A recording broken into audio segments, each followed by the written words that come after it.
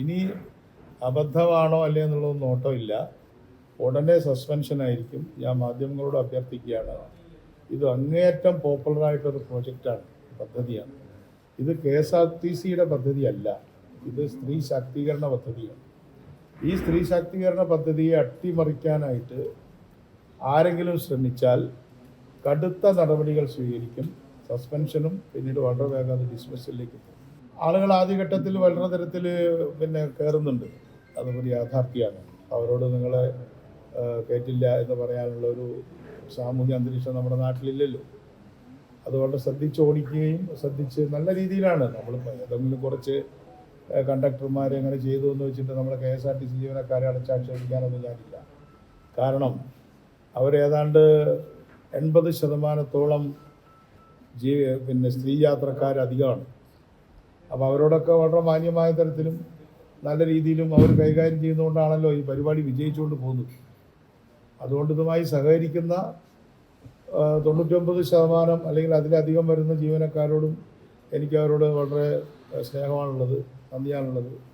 പക്ഷേ ചെറിയൊരു ശതമാനം മാത്രമാണ് ഈ പ്രശ്നത്തിൽ ഇടപെടുന്നത്. അവരോട് കടുത്ത നടപടി സ്വീകരിക്കും.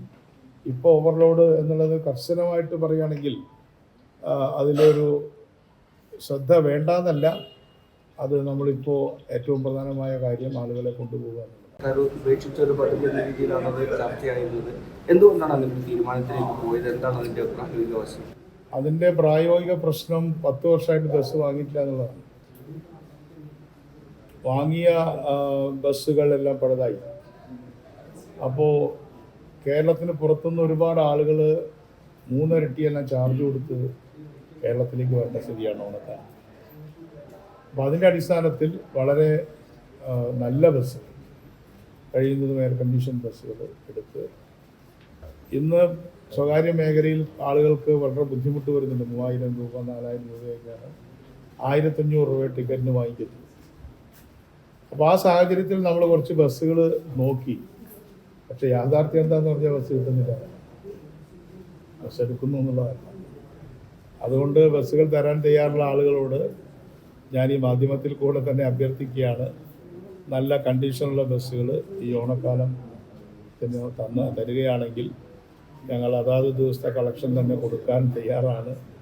അത്രയും വിശ്വാസം KSRTCയെ കുറിച്ച് ആളുകൾക്കില്ലാത്തൊരു പ്രശ്നമുണ്ട്. അതിൽ പേടിക്കേണ്ട ആവശ്യമില്ല. KSRTC ഇപ്പോൾ കറണ്ടായിട്ട് ഫിനാൻഷ്യലി സ്റ്റേബിലൈസ്ഡാണ്. അതുപോലെ തന്നെ ശബരിമലയുടെ കാര്യത്തിലും സാധാരണ 100 കണക്കിന് ബസ് KSRTC വാങ്ങിയിട്ട് അത് ഇടുകയാണ് ചെയ്യാറ്. അപ്പോൾ ശബരിമല ഭക്തന്മാരുടെ കാര്യത്തിലും നമ്മൾ ഇത്തരത്തിലുള്ള ഒരു കരാറിന് തയ്യാറാണ്. അല്ലെങ്കിൽ നമുക്ക് അവരുടെ തീർത്ഥാടകരുടെ ആ വലിയ തിരക്കിനോട് നീതി പുലർത്താൻ കഴിയില്ല എന്നൊരു പ്രശ്നമുണ്ട്. ഏറ്റവും പുതിയ വാർത്തകളും വിശേഷങ്ങളും വിരൽ തുമ്പിലറിയാൻ Zee മലയാളം ന്യൂസ് എല്ലാ ഡിജിറ്റൽ പ്ലാറ്റ്ഫോമുകളിലും ലഭ്യം.